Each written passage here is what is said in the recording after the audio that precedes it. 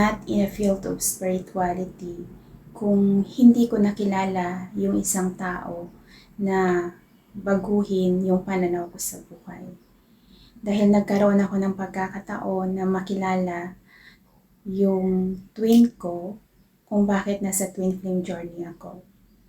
Ang tinatawag na twin flame, ito po ay originated sa one old soul bago po sila ma-incarnate dito sa physical world. Nahati po sila sa dalawang katawan, isang babae at isang lalaki. At nagkaroon pa ako ng opportunity para ma-meet up ko yung kalahati ng kaluluwa ko. Dahil at the first time na nakilala ko siya, nagkagaanan agad yung loob naming dalawa. Andun kasi yung chemistry sa aming dalawa. Nag-plan kami ng future in a short term. After 3 weeks, he asked me for breakup. Siya yung kauna-unahang lalaki na nakipag-break up sa akin. Kung bakit at the first time sa buhay ko, na-heartbroken ako na as in hindi ko matanggap. At nagkaroon ng coincidence na may nakita ako na prayer of talisman kung saan ginaya-gaya ko lang through my curiosity. Dahil sabi nga nung creator ng video na kapag nag-pray ka doon, mawawala lahat ng problema mo. Dahil yun ay connected sa creator o kay God. Kaya nagbakasakali lang po ako na mawala lahat ng problema ko kapag ginaya-gaya ko yung prayer of talisman without knowing na yun na pala yung magiging simula ng kababalaghan sa buhay ko. Dahil mula sa araw na nag-pray ako doon, ginaya-gaya ko lang siya, doon nagsimula yung hindi mapaliwanag na mga pangyayari sa buhay ko. Doon nagsimula na nag-enter ako ng illusion complex at na-meet ko yung different spirit. Kung sa deep knowledge and understanding ng spirituality, pwede po tayong mag-enter into a different timeline according sa kung ano yung iniisip natin. Yung iba naman po dahil sa mga ritual, kung bakit nakakapunta tayo sa different dimension, yung parang hypnotized po siya, na kaya mo mag-travel back into the past or travel into the future gamit yung mga ritual. May mga tao po kasi na marunong sa mga ganong na pamamaraan. Yung sa akin naman po, ginaya-gaya ko lang, hindi ko akalain na yun na po ang simula ng kababalaghan sa buhay ko. Doon ko nakilala yung ex ko na siya pala yung kalahati ng soul ko. Kung bakit siya yung twin flame ko. At in this physical world o in this lifetime, iisa lang po yung twin natin o yung kahati ng kaluluwa natin. Marami po tayong soulmate at iisa lang ang twin natin. Kung bakit nasa twin flame journey ako. At that time, nasa crossroad pa ako na I have an option between soulmate and twin flame at pinili ko yung twin flame. At the beginning, I know na ang twin flame ay hindi siya romantic relationship. And alam ko din na hindi kami para sa isa't isa. Nung ex ko na yun na siya pala yung twin ko. Dahil nga doon sa ritual, nag-enter ako ng illusion complex. Doon ko hinanap kung sino yung tao na half ko. Doon ko nalaman yung saan kami nagkakilala. At doon ko nakita yung age gap namin, yung zodiac sign niya. Kaya hinanap ko siya in this physical world. At doon ko napagtanto na yung ex ko na nakipaghiwalay sa akin, siya pa talaga yung nagiging twin ko. Kung bakit Nung nalaman ko, parang mixed emotion ako. Hindi ko alam kung matutuwa ako o malulungkot ako. At dahil nga doon sa mga pangyayari, kung bakit I grabbed the opportunity nga na ma-explore yung salitang love. So, meron po tayong mga pagpipilian in the field of spirituality at ang pinili ko ay ang love. Sabi ko, saan ba aabot kapag pinili ko ang salitang love? To explore the field of spirituality through my curiosity. Dahil ang gusto ko lang ay magkaroon kami ng happy ending at paano ko siya mababago sa kabila ng mga pangyayari sa physical world na to. Kaya andun yung curiosity ko. Kaya nag-pray ako kay God na sabi ko, God, tulungan niyo po ako na baguhin ko yung tao na to. Kahit na sa kabila na alam ko na hindi kami karapat-dapat sa isa't isa, pero sabi ko, God, kalahati siya ng kaluluwa ko. If no one who understand Him, if there's no one who love Him, gusto ko mabigyan siya ng pag-ibig na hindi niya naranasan pa. At sa soul level kasi, yung nag-preparing sa atin when it comes to our love life, yung mga universal spirit. Dahil nga energy lang, pagdating sa soul level, yung basihan, through our energy, hindi po kami compatible dahil nga toxic yung relationship namin when it comes into our reality sa physical world na to. Kung bakit ako kinuha ni God kasama yung mga angel ko.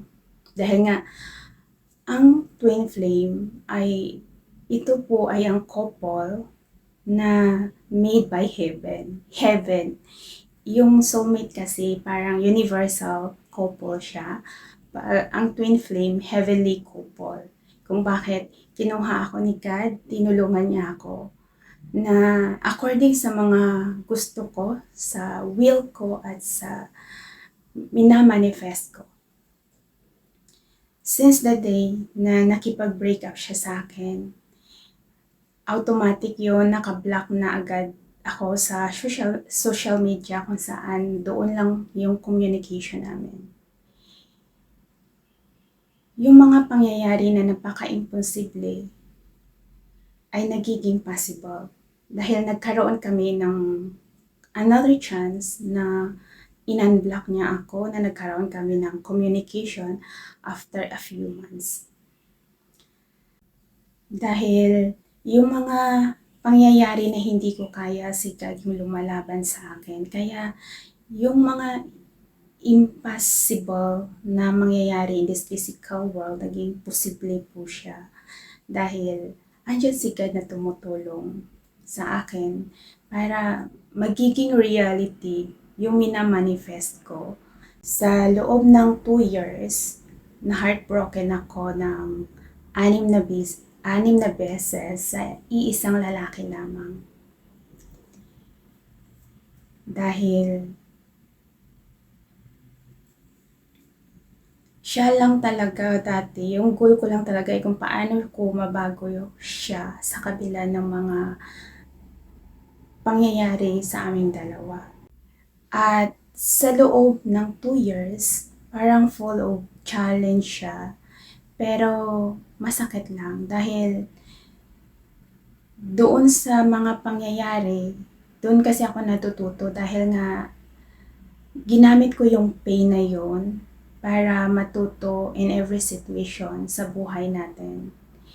Dahil gusto ko maintindihan kung ano ba talaga yung nangyayari sa spirit world, spirit world, kung paano mag-work sila at kung anong mangyayari sa physical world natin, yung reality natin sa buhay natin. Dahil pag nag-manifest po tayo, kailangan natin ilagay yung action natin to make it reality. Kasi nagsisimula lang naman tayo sa visualization. Yung dating pangarap natin ay magkatotoo kapag ginawa natin. Yun po yun. Pero yung mga way on how to happen, si God na po yung gumagawa ng way on how to make happen. Yung, kumbaga yung timing andon, tapos i-grab mo na lang siya to make it reality. Ganun po yung nangyayari kapag nagmamanifest tayo ng nagmamanifest tayo o nagpe-pray tayo ng isang event para sa buhay natin. Sa loob ng 2 years, lagi parang mas mahaba pa yung breakup namin kaysa nagiging kami. Pero sa loob ng 5 times na yan na nakikipag-break up siya sa akin, automatic is binablock niya na talaga ako sa social media. Pero kung paano nagkakaroon kami ng communication after ng iyakan, ng buwan, ay sigad na po yung gumawa ng paraan nun para magiging possible yung mga prayers ko. Kaya binigyan ako ng maraming pagkakataon ni God na maitama yung relationship naming dalawa. Pero sa isang relationship, dapat po dalawa kayo yung lumalaban dahil in this physical world, dahil nga sa mga achievement natin in this physical world, iba yung different status in life and different culture and belief. Yun yung mga basihan in this physical world para makahanap ka ng para magiging compatible kayo sa isa't isa. At dahil nga malayo yung agwat naming dalawa, age gap namin malayo, yung status namin sa buhay malayo din, yung culture and belief namin ay magkakaiba din. Kaya bawat culture and belief, meron po tayong minamana sa mga magulang natin ng mga pamahiin na yun lang dapat yung maging kabiyak natin sa buhay. So may mga pamahiin sa iba. Ako naman kasi may freedom ako sa sarili ko. At dahil dun sa mga belief natin, culture and belief, yun din ang isang dahilan kung bakit hindi kami compatible ng twin ko. At kahit na nakikipag-break siya sa akin ng 5 beses, minahal ko naman siya ng 5 beses na yun, ng paulit-ulit. Dahil bawat balik niya, pinapatawad ko siya at doon ako nagsisimula sa beginning kung kailan kami nagkita muli at nagkaayos muli. So, yun lagi yung beginning kasi past is past. Kung gusto ko man mag-restart ng relationship sa kanya, doon ako nagsisimula sa beginning kung kailan kami nagkita at kung kailan kami nagkaayos. Kaya minahal ko siya ng totoo. At nagpakatotoo din ako sa sarili ko na nagmahal ako ng kalaban ko. Dahil siya yung kauna-unahang lalaki na nanakit sa akin. And there's no one who hurt me the way he hurt me. At sabi niya nga din sa akin, ako lang din ang kauna-unahang babae na nanakit sa kanya ng sobra. Parang ganun lang din kami. Dahil nga, sa law of attraction, kung anong ginagawa mo, yun din yung nangyayari.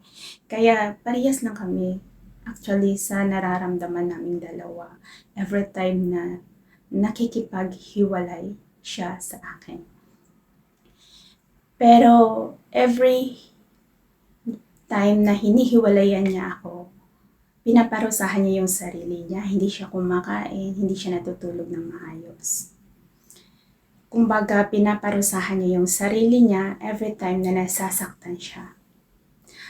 Ako naman, kapag nasasaktan ako, andun yung ginamit ko kasi yung pain na yun na i-challenge yung sarili ko.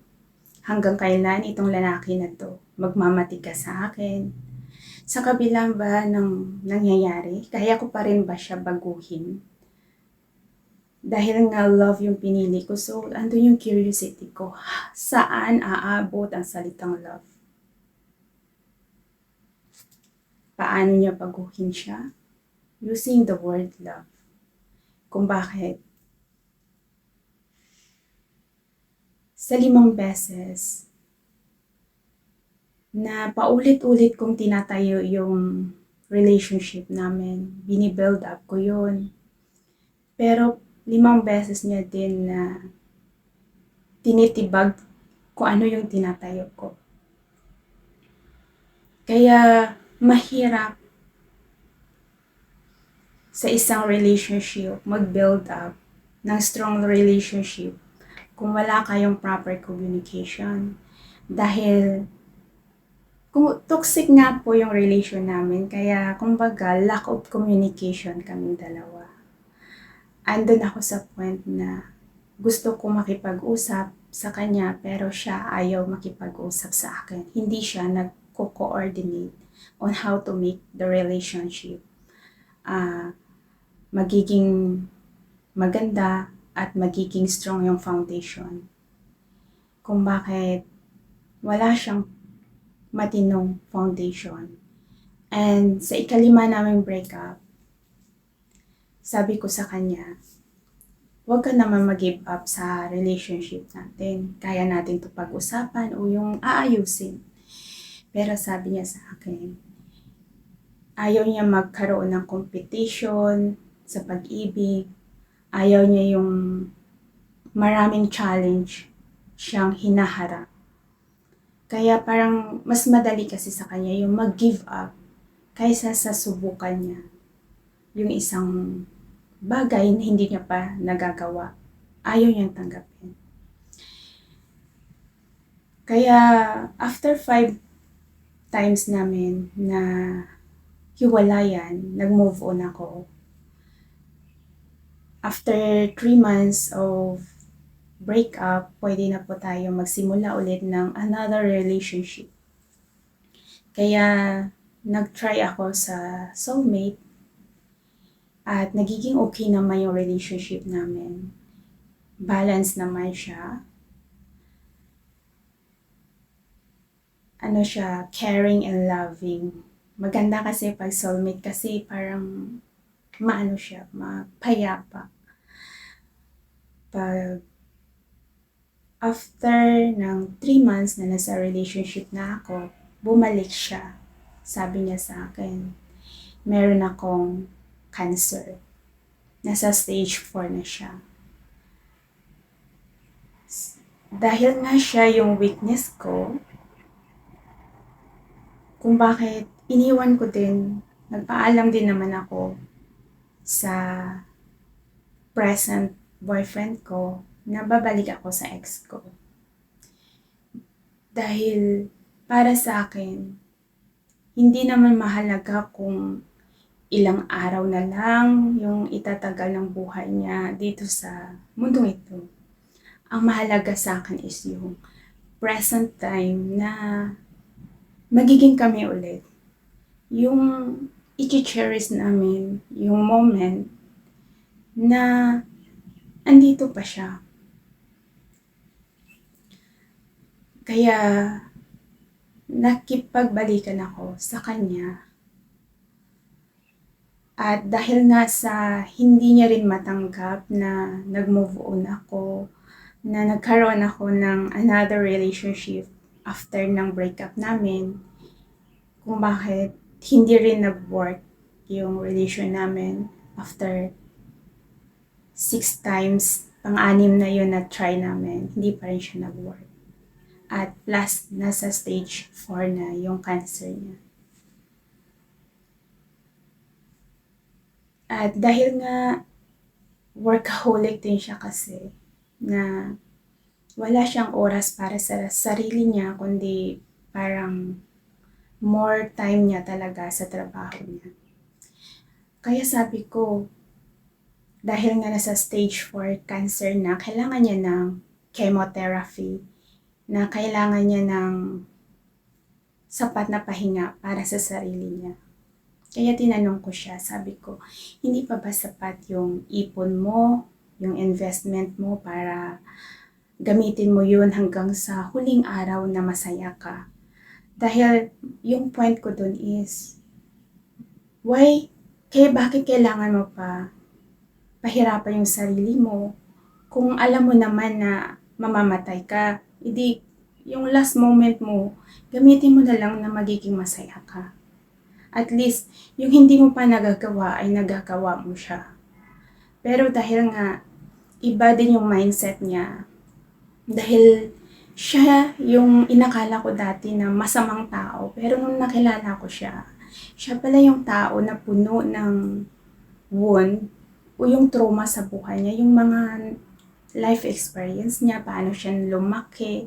Dahil lumaki siya na kailangan niya magkaroon ng achievement sa school or sa ano man yung field, kailangan niya magiging number 1 o mataas yung achievement niya para ma-recognize siya ng family niya.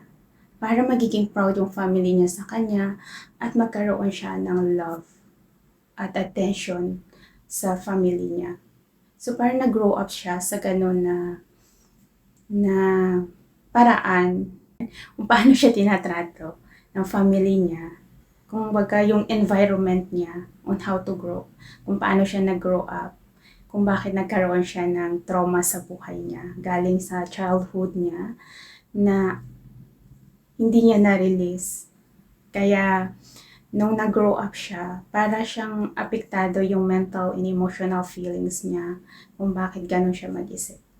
At ang isang tao kasi na puno ng wound, kahit kunting, parang kung may masabi ka lang na mag-connect sa wound niya, ano na yun, parang nag-aalboroto na siya, na mahirap intindihin. Kaya kapag nagdi-deal ka sa isang tao na puno ng wounds, kailangan mahaba yung pasensya mo, mahaba yung pag-unawa mo sa kanya. Dapat marunong ka magpatawad para kaya mo siyang mahalin ng unconditionally. At ang pinakamahalaga doon ay yung matutunan mo din mahalin yung sarili mo. Dahil once na alam natin mahalin yung sarili natin, alam natin mahalin yung tao, yung kapwa natin, and we know how to deal sa kanila. Kahit sa kabila pa nung pinapakita nila na hindi maganda, alam natin tratuhin sila. Kaya dahil nga sa maraming pain na nangyari sa relationship ko sa loob ng 2 taon, kung bakit doon ako natuto. Lahat ng tinuturo ko, doon ako natuto. Dahil parang